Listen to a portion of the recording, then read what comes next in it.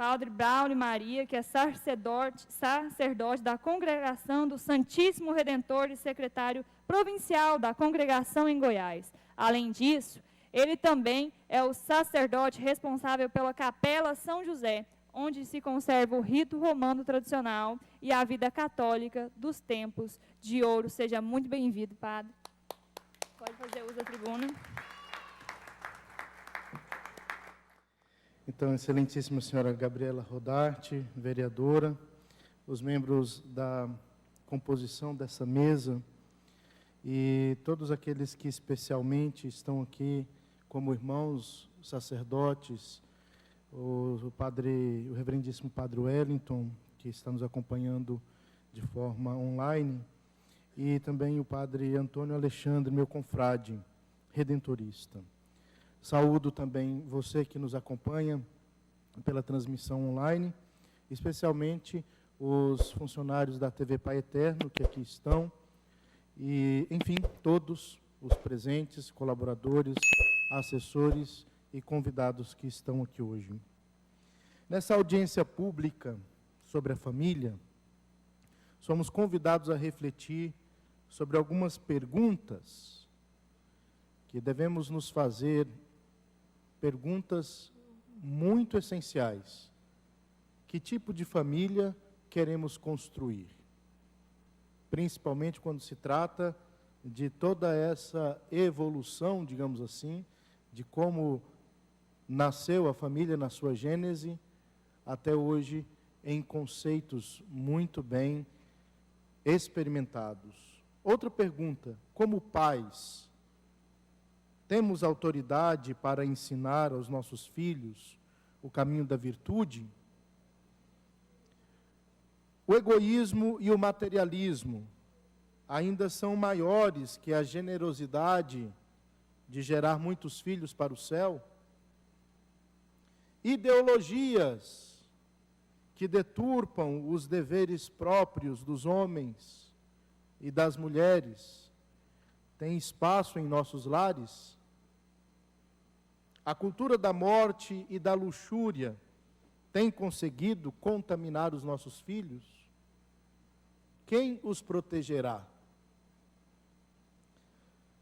Para que respondamos honestamente a cada uma dessas perguntas, primeiramente nos lembremos do grande ícone da família, a Sagrada Família. Uma família que teve a graça de ter Deus entre os seus membros. Comecemos por São José, patrono da Igreja Universal, pai virginal de nosso Senhor Jesus Cristo e padroeiro da nossa bendita Capela São José, aqui no coração de Goiânia. Ele foi o homem que teve a honra de alimentar, educar e abraçar o Messias, a quem tantos profetas desejaram fazê-lo, desejaram ver e não viram. Foi ele o castíssimo esposo da Mãe de Deus e guarda fiel da sua virgindade. São José deu aos homens o mais belo exemplo no fiel cumprimento de seus deveres de protetor, especialmente da Santíssima Virgem e Pai nutrício do Redentor. Dentre muitas outras virtudes, São José demonstrou ter uma paciência heróica, suportando provações, adversidades na sua missão de pai e esposo, não só de forma paciente, mas com uma admirável mansidão. Ele que viveu em pobreza durante toda a sua vida, dignificou sua profissão pelo trabalho constante e sentia-se feliz em servir a Nosso Senhor e a Nossa Senhora com o fruto do seu suor. Com grande humildade, São José fez a vontade de Deus, cumprindo o seu dever de Estado a cada dia. Grande homem virtuoso. Por fim, o ocaso da vida desse homem, também muito exemplar. Ele morreu nos braços de Jesus e de Maria. Partiu desse mundo ornado de virtudes enriquecido de méritos, cumprindo com excelência a sua vocação de ser pai, foi exaltado pelo Pai eterno, obedecido pelo Verbo encarnado, favorecido, amparado pelo Espírito Santo e amado pela mulher mais pura e boa que já passou por esse mundo, a Santíssima Virgem Maria.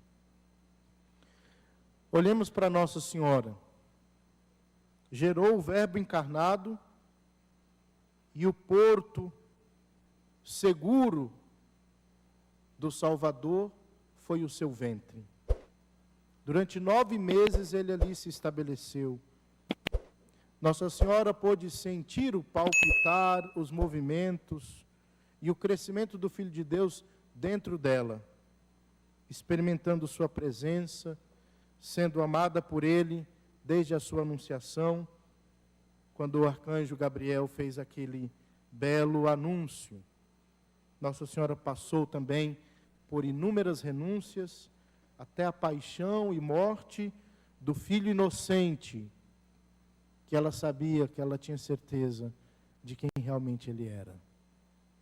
E à medida em que Deus mostrava-lhe sua vontade, ela entendia que sua vocação de ser mãe de Deus e da humanidade lhe exigiria uma entrega total, como vítima em holocausto de amor. E apesar de ter sido preservada da morte por uma vontade, um desígnio de Deus, ela sofreu o martírio da alma. Não sofreu no corpo, mas, lembrando-se da profecia de Simeão, Nossa Senhora sentiu a espada transpassar a sua alma. Mesmo sendo a mãe de Deus, nunca deixou de se submeter ao seu esposo, nunca deixou de confiar que Deus o iluminara para que chefiasse a família com sabedoria. Olhemos também agora a figura mais importante dessa casa da Sagrada Família. Nosso Senhor, o Cristo, chamado de Jesus com o nome humano, submeteu-se a nascer em uma família, cresceu em total discrição, sendo acalentado pelo zelo de seu pai e de sua mãe. Algumas pessoas ficam escandalizadas diante desse mistério. Como é possível que o próprio Deus tenha passado 30 anos de sua vida escondido no abrigo de um lar pobre e desconhecido? Podemos ler, por exemplo, nos escritos de São Luís Grignon de Montfort, que nosso Senhor Jesus Cristo deu mais glória ao seu Pai durante esse tempo de sujeição de dependência para com a Santíssima Virgem, do que lhe teria dado empregando esses 30 anos fazendo prodígios, milagres, pregando sobre a terra e convertendo todos os homens. Porque se fosse assim, o contrário, a vontade de Deus, ele o teria feito. Mas não. Em contraposição, aos 30 anos, temos aí esses 3 anos de trabalho, de anúncio da verdade, mas deu mais glória ao Pai Eterno pelos 30 anos de submissão. A vida da família de Nazaré pode nos parecer uma realidade muito distante. O pensamento pós-moderno tem uma tendência muito negativa em relação à identidade básica do ser humano. Infelizmente, não se crê mais nos laços que decorrem da sua existência. O amor, por exemplo, deixou de figurar a união de corpo e alma. E esse, não nos esqueçamos, é o grande drama das famílias atualmente. Dissociando todas as coisas. Nós vemos isso também na arte, não só nas relações, né? Na música. Um dia desse, por acaso, escutei uma música dizendo: o que tem a ver a boca com o coração? Não tem uma música assim? É um absurdo. É a dissociação do amor. É a separação das coisas mais evidentes de uma pessoa. Mas nós temos uma alma, uma identidade espiritual, para reproduzir aqui na terra uma realidade celestial.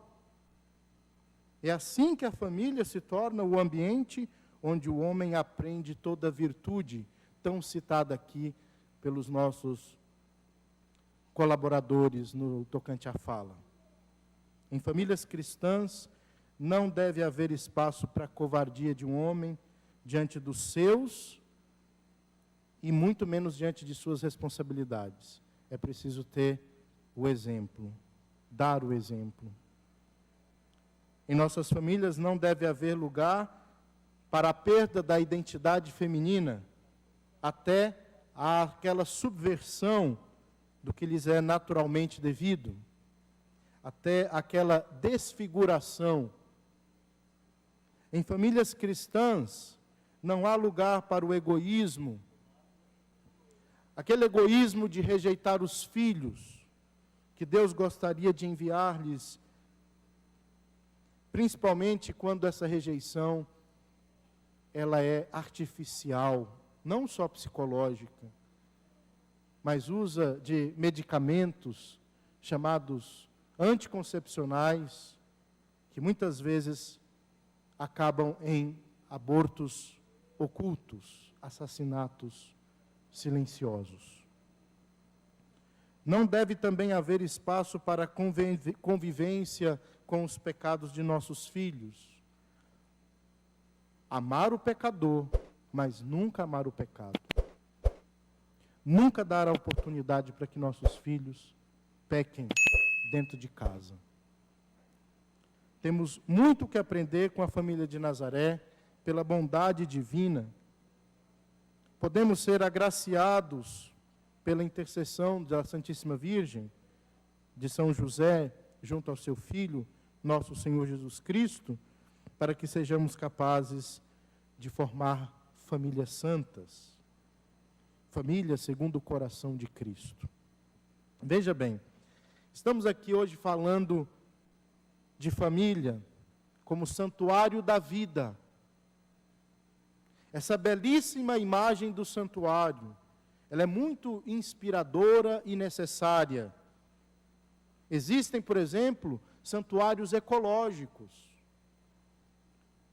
porque guardam espécies tão raras quanto belas.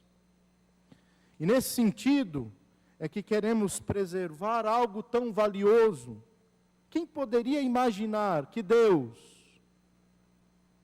daria ao ser humano o poder que só a Ele compete, de criar, de gerar a vida? Uma participação direta, que milagre, em todos os níveis, animal, humano, vegetal. Vemos ali uma participação, mas a vida humana ainda mais encantadora.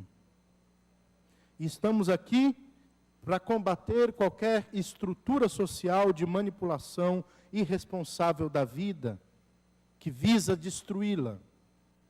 Para tanto, nós não precisamos ficar simplesmente lutando por liberdades, ou ficar se debatendo com essas incongruências absurdas.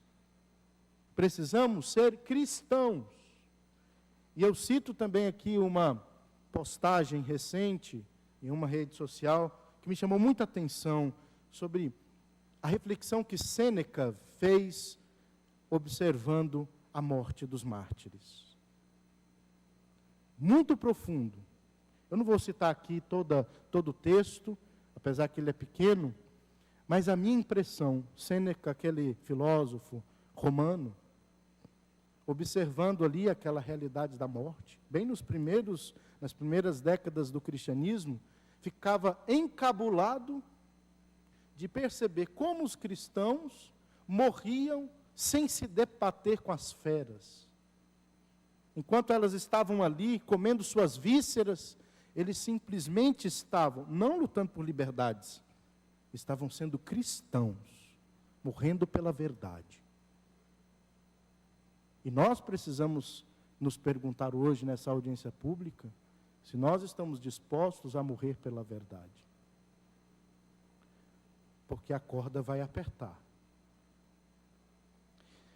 Bem, mas ninguém morre pela verdade se não se ouve a voz da verdade. Olha o que Jesus, nosso Senhor, disse para Pilatos, né? Quem é da verdade ouve a minha voz. E o surdo Pilatos não ouviu e tentou matar a verdade.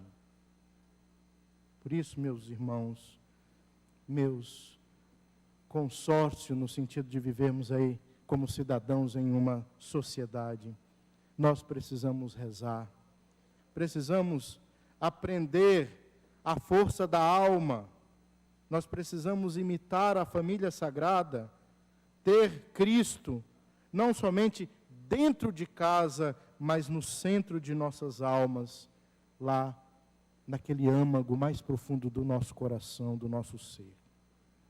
Por fim, eu quero citar o Papa Leão XIII sobre o desejo de nosso Senhor Jesus Cristo para nossas famílias.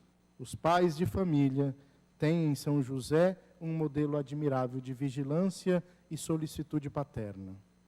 As mães podem admirar a Virgem Santíssima, nela um exemplo insigne de amor, de respeito, de submissão. Os filhos têm Cristo, submisso a seus pais, um exemplo de divina obediência. Vamos então, com essas palavras, louvar a Deus e pedir força, que é sinônimo também de virtude, para que nós não esmoreçamos.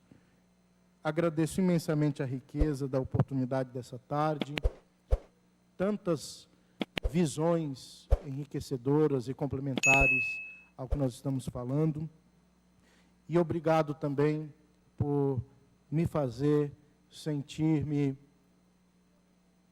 não sozinho, mas sentir-me apoiado, fortalecido por pessoas que acreditam naquilo que deve ser crido e praticado. Muito obrigado de coração.